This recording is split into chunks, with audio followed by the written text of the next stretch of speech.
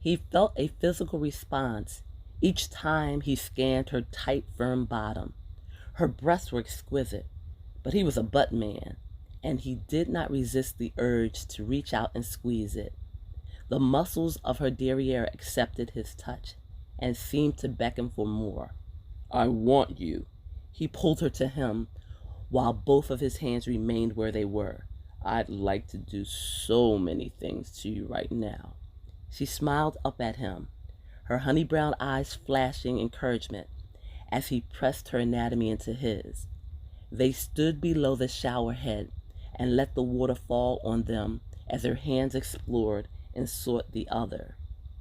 They used soap and lather as an excuse to become more intimate. Their hands glided over one another in a playful game of water sports. Aaron leaned forward and into his kisses. Her lips were curious and questioning. She wanted to explore the mystery of his mouth, the smooth texture of his lips, but her heart seemed to resist. It didn't want to comply. It wanted to refuse her desire to seek comfort in the arms of another man. It would not allow Aaron to violate the promise she'd made to Murari Varadaraj 3 years ago, no matter how much she tried.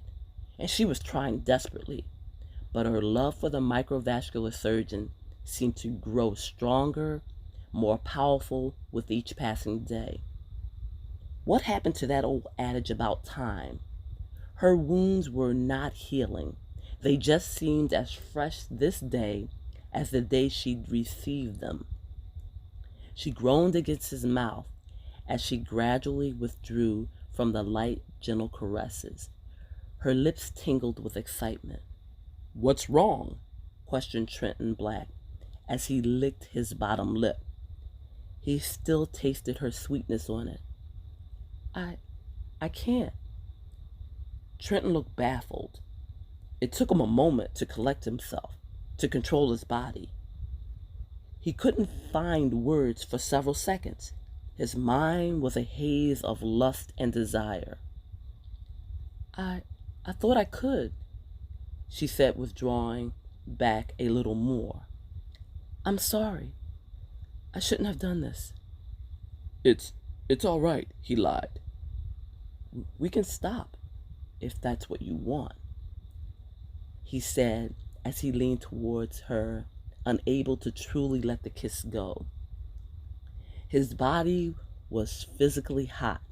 He was ready to help her move on. He knew how to make her forget if she wanted to.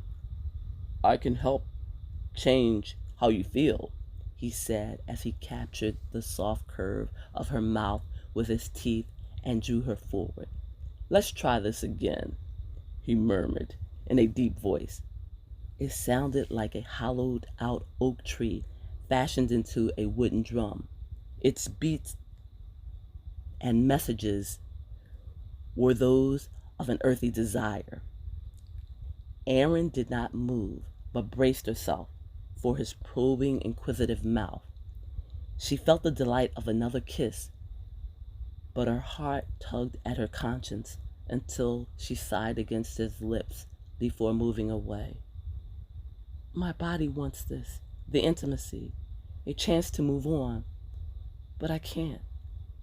I haven't let go of the past yet," said Aaron, staring into the deep brown eyes of Trenton Black.